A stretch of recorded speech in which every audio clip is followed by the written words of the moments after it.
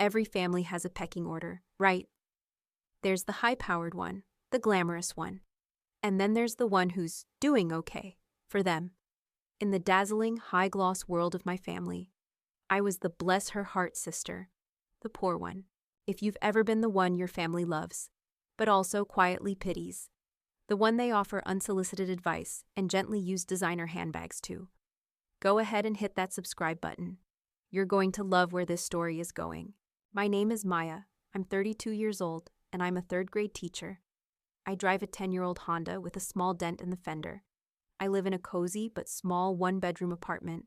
I pack my own lunch every day, by all outward appearances. I am a woman of modest, sensible means. My siblings, on the other hand, are not. My brother, Derek, is a high-flying stockbroker who speaks in a language of stock tickers and quarterly earnings. He drives a Porsche, wears a watch that costs more than my car, and considers any vacation that doesn't involve a 5-star resort a form of camping. My sister, Chloe, is married to a prominent surgeon and has turned being a wealthy housewife into an Olympic sport. Her life is a whirlwind of charity galas, country club tennis tournaments, and massive home renovations. She posts about it all on social media, with a casual, effortless flair that is, in reality, meticulously curated. And then there's me, the teacher, the quiet one, the one who chose a life of meaning over a life of money, a choice my family finds both baffling and a little bit tragic. At every family gathering, I am a project, a charity case. Maya, darling, Chloe will say, looking at my perfectly nice dress with a pained expression. I have a dress I've only worn once that would look divine on you. It's last season, but no one will know. I'll drop it by for you. Still driving that little Honda, Maya Derek will boom, clapping me on the shoulder. You should let me help you get into a decent lease. It's about image. You know, it's about showing the world you value yourself. They mean well, I think. In their own shallow, materialistic way. They love me, but they pity me. They see my life not as a choice, but as a failure. A failure to live up to the family's glittering standard of success. What they don't know is that my quiet, simple life is a choice, a very deliberate one. And it's a choice I can afford to make. Because while I may be Maya, the poor school teacher, I have a secret, a very big, very quiet, multi-million-dollar secret. It started 10 years ago. When I was in college, my maternal grandparents passed away. They were simple people, much like me, a librarian and a postman. They lived in a small house, drove an old car, and clipped coupons. But they were smart. And they were frugal, in their will. They left me their life savings. It was $50,000. My family was relieved. Oh, good. My mother had said, that will help you with your student loans. Derek had advised me to put it in a safe but boring mutual fund. I did not take his advice. Instead, I took the advice my quiet librarian grandmother had given me years before. The smartest people in the room, Maya, are the ones who read everything, and invest in the people who are building the future. So that's what I did. I took that $50,000, and instead of putting it in a mutual fund, I invested all of it in one single, fledgling company, a company that my brilliant, nerdy college roommate had told me about, a little online bookstore that had just started selling more than books, a company with a weird name. It was called Amazon. For the next 10 years, while my siblings were busy building their flashy, high-cost lives, my secret little investment was quietly, patiently, and spectacularly growing. It split, and it grew, and it split again. The $50,000 became 100, the 100 became $500,000. The $500,000 became $1 million, then 2, then more. I never touched it. I never told a soul. I continued my life as a teacher because I loved it. I loved the chaotic, messy, wonderful world of 8-year-olds.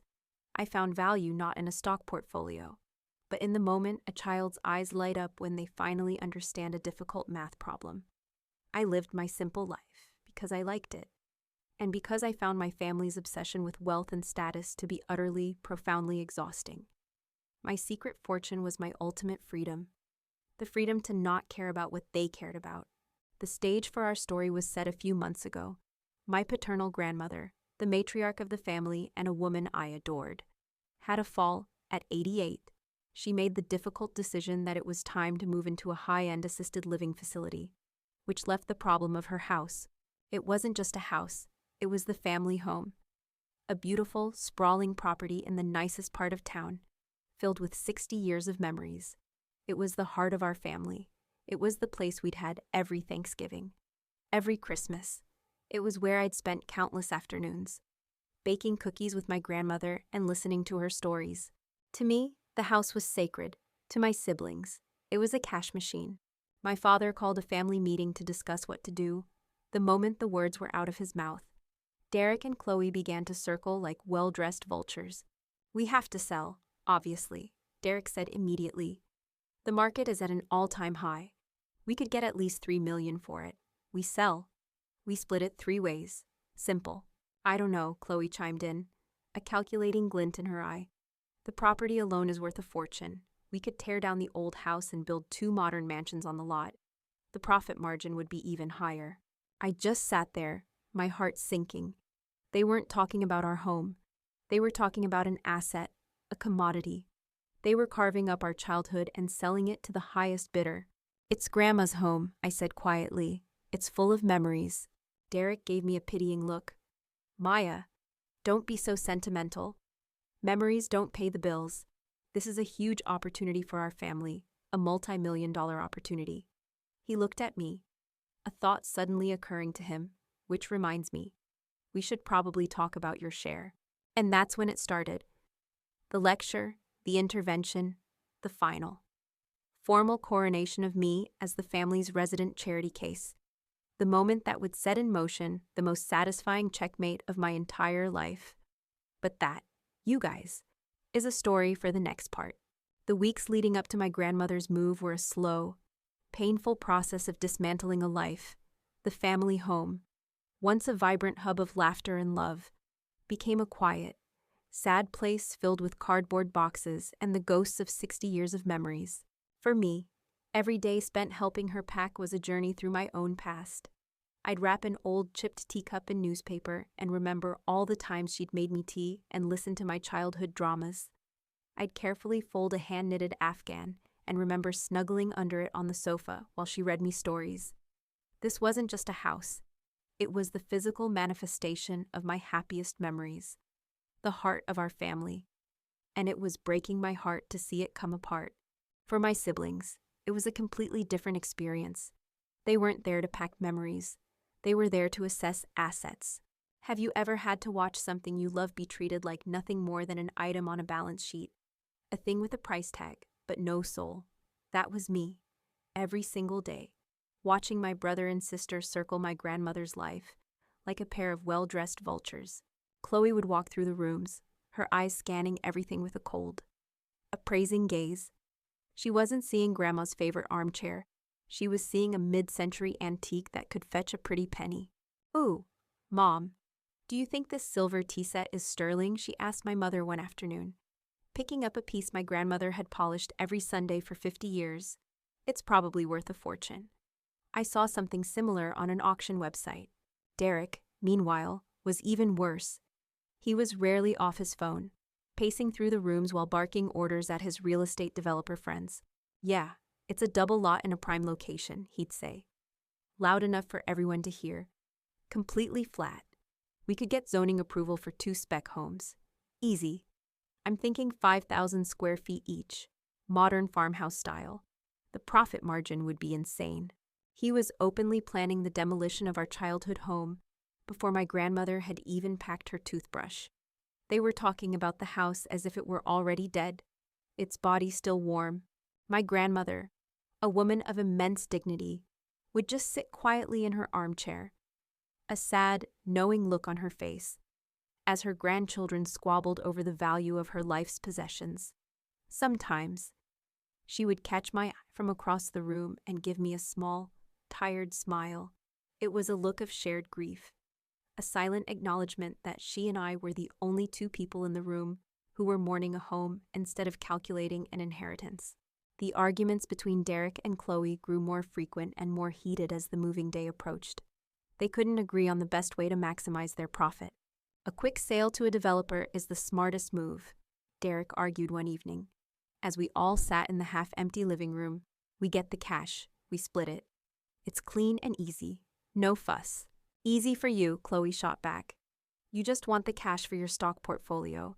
This location is too good to just hand over to some developer. I've been talking to an architect. If we tear the house down, we could build my dream home here. A real statement piece. We could pay you out your share. Derek. A buyout. Derek laughed. Based on what valuation? The one your architect gives you. No thanks. I'd rather have a bidding war drive the price up. We're not leaving millions on the table just so you can have a bigger infinity pool. They went back and forth, their voices sharp and ugly. Their greed laid bare for all to see. They were fighting over money that wasn't even theirs yet. Over a home that was still filled with the presence of the woman they were supposed to be comforting. What do you think? Maya Chloe asked suddenly, turning to me as if she had just remembered I was in the room. A quick sale or a new build? I think, I said. My voice quiet but firm. That grandma hasn't even moved out yet. I think we should be focused on her, not on carving up her life like a pie. They both looked at me with identical expressions of patronizing pity. Oh, Maya, be realistic, Derek said with a sigh. This is a life-changing amount of money, especially for you. You should be excited. This could finally give you a real safety net. I don't need a safety net, I said through gritted teeth. Of course you do, Chloe chimed in, her voice dripping with fake concern. We all worry about you. This inheritance will be a huge relief for you. You won't have to clip coupons anymore. The condescension was suffocating. They saw me as a child. A charity case who couldn't possibly understand the important adult business of liquidating a multi-million-dollar asset. My opinion was irrelevant because, in their eyes, I had no skin in the game. I was the poor sister. I couldn't stand it anymore. I stood up and walked out of the room, out the back door, and into my grandmother's garden. It was the one place that still felt sacred. The one place their greed hadn't tainted yet. I sat on the old stone bench under the wisteria vine my grandfather had planted for their 10th anniversary. The air was sweet with the scent of late-season roses. I thought about all the summers I had spent in this garden, helping my grandmother pick tomatoes, learning the names of all the flowers. This place was a part of my soul, and my siblings were going to sell it to a developer who would bulldoze it without a second thought, replacing the wisteria and the roses with astroturf and a gaudy swimming pool. I sat there on that bench, my heart aching with a profound sense of powerlessness and grief. I was watching my family, my history, my home, being erased right in front of me, and there was nothing I could do to stop it. But as the sun began to set, casting long shadows across the garden, a new feeling began to flicker in the ashes of my despair. It was a quiet, stubborn, and deeply furious thought. No, it whispered, you are not going to do this. I didn't know how, I didn't know what I could possibly do, but I knew, with a certainty that settled deep in my bones, that I could not, would not, let them destroy this last piece of my heart.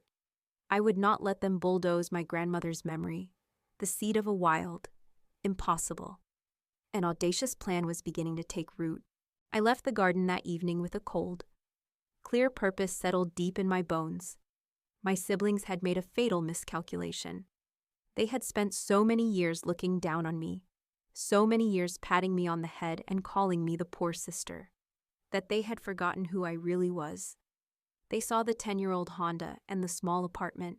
They didn't see the mind that had quietly, patiently, turned a $50,000 inheritance into a stock portfolio that could buy and sell their entire lives. They thought the fight was about sentiment versus money. They were about to find out it was about money versus more money, my money. The next morning, while my siblings were likely on the phone with real estate agents, I made my own quiet phone call. It wasn't to a lawyer, not yet. It was to a man named Mr. Chen, the wealth manager who handled my secret brokerage account. Mr. Chen. Good morning, I said, my voice calm and professional. It's Maya Evans. I need you to begin liquidating a significant portion of my tech holdings. I'll need access to $3.5 million in cash. I'll need the funds transferred to an escrow account within 10 business days. There was a moment of surprised silence on the other end of the line. Mr. Chen was the only person in the world, besides me, who knew the true extent of my wealth. He was used to me making quiet, conservative moves. This was something different. "Of course, Ms. Evans," he said, his voice recovering quickly. "May I ask what this is for a new investment?" "Yes," I said, a small smile playing on my lips. "You could say that. I'm buying a house." My siblings thought I was a poor school teacher who didn't understand money. They had no idea I was on the phone, casually moving a sum of money so large it would have made their heads spin. The best secrets, I found, are the ones hidden in plain sight. My next visit was to my grandmother. She had moved into her new assisted living facility the day before. It was a beautiful place, with gardens and sunny rooms. But it wasn't home. I found her sitting by the window in a comfortable armchair, a book lying open in her lap. She looked small and frail away from the familiar comfort of her own house. "Maya, my dear," she said, her face lighting up when she saw me. "How are you holding up?" "I'm okay, Grandma," I said, kissing her cheek. I sat on the ottoman at her feet. "But I'm worried about the house." Her face fell. "Ah, yes, your brother and sister. They have been enthusiastic." It was her gentle, diplomatic way of saying they were being greedy monsters. "They're going to sell it, Grandma," I said, my voice soft. "They're going to sell it to a developer who will tear it down. All those memories, our whole family's history, gone." She sighed, a heavy, sad sound. "I know, but what can I do? It is their inheritance, as much as it is yours." "That's why I'm here," I said, taking her hand. "I want to make you an offer, a real one, for the house." She looked at me, confused. "What are you talking about, child?" "I want to buy the house from you," I said, my voice clear and steady. "I will give you $3.5 million. In cash. That's more than any developer will offer. The money will be yours, to do with as you wish, to ensure you have the best care for the rest of your life, with plenty left over for Mom and Dad, and even for Derek and Chloe if you so choose. And in return, the house and all of our memories will be safe. It will stay in the family, with me." My grandmother just stared at me, her eyes wide with disbelief. "My dear child," she whispered, her hand trembling slightly in mine. "Where on earth would you get that kind of money?" And so, I told her. I told her about my other grandparents, the quiet librarian and the postman. I told her about the $50,000 they had left me. And I told her about the one, single, brilliant stock I had bought with it 10 years ago, and how I had never touched it, just letting it grow in secret all these years. When I finished, she was silent for a long time. Tears were streaming down her wrinkled cheeks, but they were not tears of sadness. They were tears of pride. "Your grandmother Rose was the smartest woman I ever knew," she said finally, her voice thick with emotion. "She always said you were the one who had her head for a good story, and her husband's head for a smart bet. It seems she was right." She squeezed my hand. "Yes," she said. "Oh, yes, my dear girl. The house is yours." There was one last piece to my plan. "Grandma," I said, "there's one thing I need you to do for me." "Anything," she said. "Derek and Chloe have called a family meeting for next Sunday to vote on what to do with the house. I need you to promise me you won't say a word about our deal until then, not to anyone. I want to be the one to tell them." At the meeting, a slow, shrewd, and deeply satisfied smile spread across my grandmother's face. She understood the game perfectly. "My lips are sealed," she said, her eyes twinkling with a mischief I hadn't seen in years. "The vultures will not see the hunter until the trap is sprung." The next week was a whirlwind of discreet legal activity. I hired the best real estate lawyer in the city. We drew up the contracts. I had Mr. Chen transfer the funds into an escrow account. On Thursday afternoon, my grandmother and I met quietly at my lawyer's office and signed the final papers. The deed was transferred. It was done. It was all legal, official, and completely secret.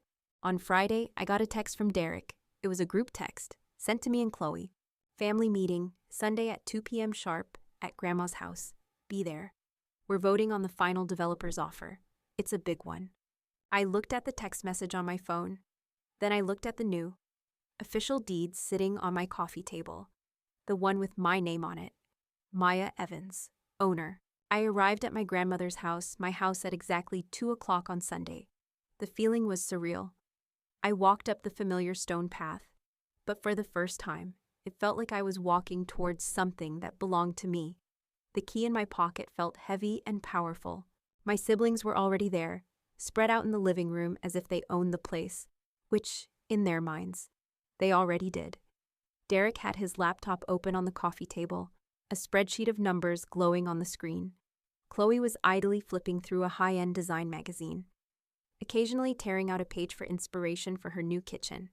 They were radiating an energy of smug, confident ownership. My grandmother was sitting in her favorite armchair, a quiet, knowing look in her eyes. She gave me a small, almost imperceptible wink as I walked in. Our secret.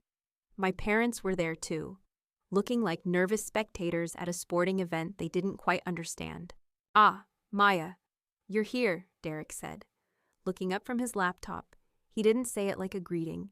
He said it like a CEO starting a board meeting now that the junior intern had finally shown up with the coffee. "Good. Let's get this started. We have a lot to cover." He took charge, of course.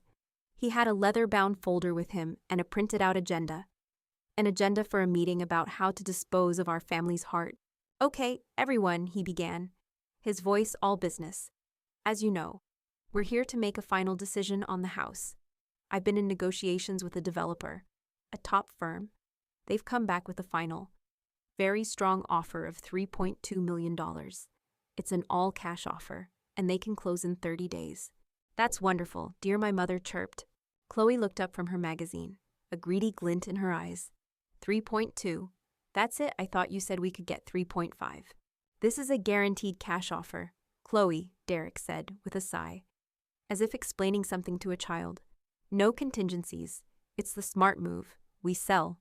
We take the profit. We walk away clean. We each clear a little over $1 million. He looked around the room, a proud, satisfied smile on his face. He had delivered a fortune to his family. He was the hero. Then they both turned to me. Their expressions softened into identical masks of condescending, pitying concern. It was my turn. The family project. The charity case. "Now, Maya," Derek started, his voice shifting into a slow, patronizing tone.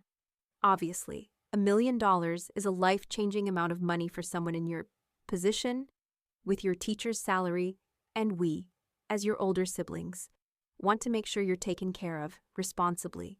I just sat there, my face a neutral mask, and I listened. I listened to my millionaire brother lecture me, a multimillionaire, on the basics of financial responsibility. The irony was so rich, so delicious. I could have eaten it with a spoon. "What Derek is trying to say." Chloe jumped in, her voice dripping with fake, sisterly concern, "is that we worry about you, Maya. A sudden windfall like this can be overwhelming for someone who isn't used to managing large sums of money." She reached over and patted my knee.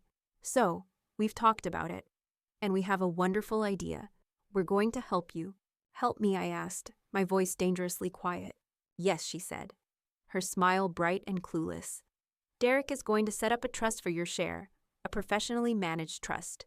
He'll handle all the investments, the boring stuff, and we'll have it set up to pay you a small, sensible allowance each month. Enough for your rent, your car payment, maybe a nice little vacation every year that way. You'll be taken care of for the rest of your life, and you won't have to worry your little head about the complex financial details." I stared at her. They weren't just insulting my intelligence. They were planning to take my own inheritance and dole it out to me like a child's allowance. They were going to protect me from my own money. "So you're saying I don't get my share?" I asked, my voice still quiet. "Of course you get it," silly Chloe laughed. "It will just be managed by us, for your own good. You don't understand this world, Maya. You're a school teacher. It's for the best." I looked at my parents. My father was nodding in agreement, a proud look on his face. Look at my responsible son, taking care of his poor little sister. My mother was beaming. They truly believed this was an act of love, an act of responsible familial care. I had come into this meeting ready for a fight, but this was so much worse and so much better than I could have ever imagined. They weren't just arguing to sell the house. They were arguing to take control of my life, based on a completely false assumption of my poverty and incompetence. They were handing me, on a silver platter, the perfect justification for the bomb I was about to drop. Derek cleared his throat, ready to close the deal, so we're all in agreement. This is the best path forward, for everyone, especially for Maya. He looked at me, expecting a grateful, tearful nod. All in favor of accepting the developer's offer and setting up the trust for Maya. He and Chloe raised their hands instantly. My parents nodded in enthusiastic agreement. They all turned to look at me, the final, meaningless vote from the poor sister who didn't get a real say. I didn't raise my hand. I just sat there for a long, silent moment, letting their condescending smiles hang in the air. I looked at my brother, the stockbroker who had no idea his biggest asset was sitting right in front of him. I looked at my sister, who was planning to buy a Birkin bag with money that no longer existed. And then I spoke. Actually, I said, my voice cutting through the smug silence. Clear and calm. There's a slight complication with your plan. I reached into the simple canvas tote bag at my feet. It was the bag I carried my lunch to school in every day. And from it, I pulled out a thick, leather-bound folder. I leaned forward and placed it on the coffee table with a soft, definitive thud. They all just stared at the folder, confused. What's that? Derek asked, an annoyed edge to his voice. Your lesson plans. No, I said, a slow smile spreading across my face. It's a real estate contract. A real estate contract. The two words hung in the air, completely disconnected from the reality my family thought they were in. They just stared at the simple leather folder on the coffee table, their brains trying to process the non sequitur. Chloe was the first to react, letting out a short, sharp, pitying laugh. A real estate contract. Oh, Maya, what are you talking about? Did you find an old deed in the attic while you were cleaning? That's sweet, honey, but that's not how this works. Maya. We don't have time for games, Derek said, his voice sharp with impatience. He gestured at his open laptop. I am trying to close a multi-million-dollar deal here. We have already voted. The decision is made. No, I said, my voice quiet but carrying a new weight that made them all pause. The decision was made last Thursday, in my lawyer's office. I leaned forward and opened the folder. I didn't raise my voice. I didn't get emotional. I let the paper do the talking. The first document I slid across the polished coffee table was the grant deed. It was a fresh copy, recorded with the county just yesterday. I pushed it towards Derek. What is this? He asked, picking it up with an air of annoyance. I just smiled, read it. He scanned the legal jargon at the top. His expression bored. Then his eyes moved down to the section detailing the property transfer. I watched his face as he read the name of the grantor, Eleanor Vance, trustee of the Vance Family Trust. Then, I watched as his eyes hit the name of the grantee, the new legal owner of the property at 42 Oakmont Drive. His smug, all-knowing expression just dissolved. It melted off his face, replaced by a slack-jawed, hollow-eyed look of pure, uncomprehending shock. He blinked, as if the words were a mirage that might disappear. They didn't. What he whispered, his voice a hoarse croak. No, this is not possible. What is it? Chloe demanded. Snatching the paper from his hand, her eyes scanned the page, and she underwent the same transformation.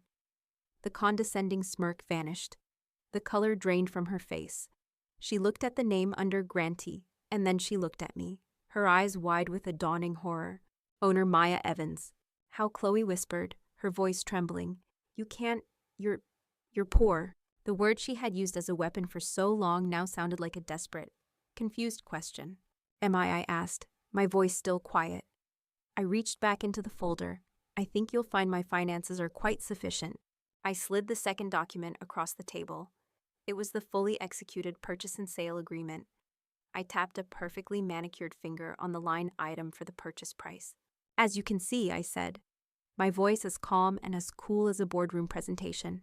I bought the house from Grandma for $3.5 million in cash, which, I believe, Derek, is a full $300,000 more than your developer's strong offer. A better deal is a better deal. Isn't that what you always say? I then pointed to the bottom of the page, to the two signatures that made the document an ironclad. Legal reality, my own, and our grandmother's. And there it was, the moment, the beautiful, glorious, deafening silence as my siblings' entire world crashed down around them. The look on their faces as they realized that the sister they had pitied, the sister they had lectured, the sister they were trying to financially control, had secretly been wealthier and smarter than both of them combined for years. They looked from the contract to my grandmother, who just gave them a serene, unapologetic smile. They looked at my parents, who were staring at me as if I were a complete stranger. Then they looked back at me, their eyes filled with a new, frantic, terrified respect. "Where did you get that kind of money?" Ethan finally managed to choke out, his voice a strangled whisper. "You're a teacher." "I am a teacher," I agreed. "It's a job I love, but I am also an investor, a very patient, very successful investor." I let that hang in the air for a moment. Grandma and Grandpa Rose's inheritance. I didn't squander it on designer handbags and sports cars. I invested it, turns out. I'm actually quite good with money. My brother, the stockbroker, the financial genius, just stared at me, his face ashen. He had been so busy flaunting his wealth. He never even thought to wonder if I had any of my own. My quiet, simple life was a disguise he could never have conceived of. He had judged the book by its cover and had completely, catastrophically, misread the story. The silence was finally broken by my mother. "So the house," she started, her voice trembling. "It's yours." "It is," I said, "mine and Grandma's. For as long as she wants to stay here before moving to her new apartment. The developer is not getting it. It is not being torn down.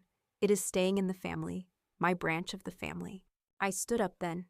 For the first time in my life, I was the one in control.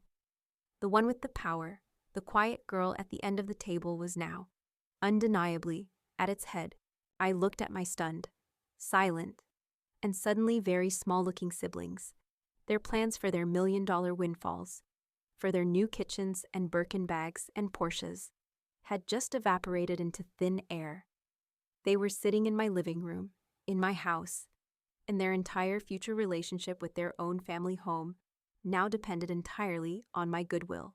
"Now," I said, picking up the leather folder and tucking it back into my simple canvas tote bag, "if you'll all excuse me, I have some decisions to make about my new property.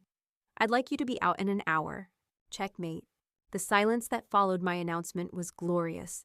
It was a thick, heavy, suffocating silence, the kind that fills a room when a truth bomb has just detonated, and everyone is trying to find their footing in the new, rubble-strewn landscape. My family, my aunt, my uncle, my cousins just stared at me. Their faces were a comical, horrifying tableau of shock. Derek's mouth was literally hanging open. Chloe looked like she had just seen a ghost, her face pale and her eyes wide with a dawning, sickening understanding. My parents, my uncle and aunt just looked back and forth between me and my grandmother, their brains refusing to compute this new reality. Chloe, a creature of pure, panicked self-interest, was the first to find her voice. It was a high-pitched, desperate squeal. "Wait, Maya, you can't be serious." She scrambled up from the sofa, rushing towards me. "The house, you bought the house. But what about our shares? What about the plan? We're sisters. You can't just cut us out." The word sisters from her lips was so ironic it was almost funny. Derek found his voice next, his tone shifting from shock to a desperate, wheedling attempt at regaining control. Okay, hold on a second," he said, standing up and trying to affect a calm, reasonable tone. "Let's all just take a breath.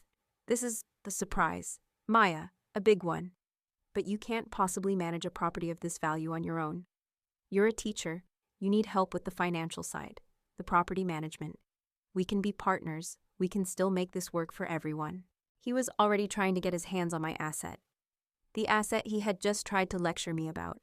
I looked at them, at their pathetic, frantic attempts to rewrite the narrative, to claw back some semblance of the power they had held just 5 minutes ago, and I felt nothing but a cold, quiet pity. "The time for you to remember we were sisters. Chloe," I said, my voice as calm and as steady as a frozen lake, "was when you were planning how to spend my share of the inheritance on a handbag. The time to offer a partnership. Derek, was before you called me poor and tried to put my own money into an allowance like a child." I turned to my aunt and uncle, my parents, the people who had raised me, and the time for you to see me as a capable adult, I said, my voice softening slightly with the weight of a lifetime of disappointment. Was any time in the last 32 years? I let that sink in. I was no longer the quiet, accommodating Maya. I was the new owner of the house, the new head of the family, the new landlord, and it was time to lay down the new house rules. This is what is going to happen, I said, and my voice held an authority they had never heard from me before. The house will not be sold. It will not be torn down. I will be moving in at the end of the month, and I will begin restoring it to the way Grandma and Grandpa kept it. My grandmother will have her room here, pristine and untouched, for her to visit or stay in whenever she pleases. I looked at my stunned siblings, my cousins. You both are welcome to visit, for holidays, on my invitation, but the days of this family operating on a currency of condescension and pity are over. From now on, the only currency that will be accepted in this house is respect. You will learn to speak it. You will learn to show it. That is not a negotiation. It is a term of tenancy in my life. I picked up my simple canvas tote bag, the one that held the multi-million-dollar deed to their future. As I said, I concluded, walking towards the door, I have decisions to make about my new property. I trust you can see yourselves out. 1 year later, the house is quiet again, but it's a different kind of quiet. It's the peaceful, happy silence of a home that is loved. I quit my teaching job. It turned out that managing a significant stock portfolio and overseeing the restoration of a historic home is a full-time job in itself.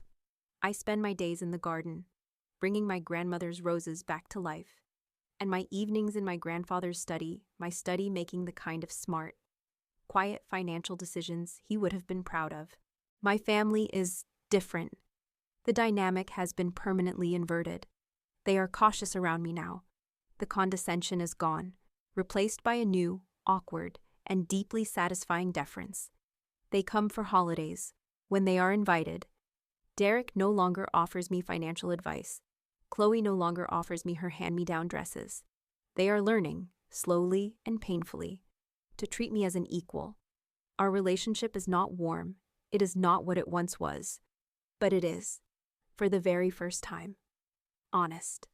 And I've discovered that an honest, respectful distance is far more valuable than a close, dysfunctional lie. My family called me poor because I didn't drive a fancy car or live in a big house. They measured a person's worth by the things they could see, by the labels on their clothes and the size of their bank accounts. They judged my life by its cover and never, ever bothered to read the story inside. But I had a secret. The best kind of wealth isn't the kind you flaunt. It's the quiet, steady power of independence. It's the freedom to live life on your own terms.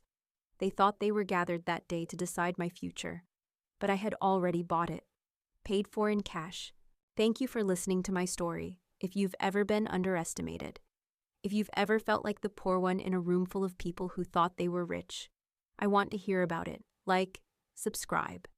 And always remember, never let anyone else write your price tag.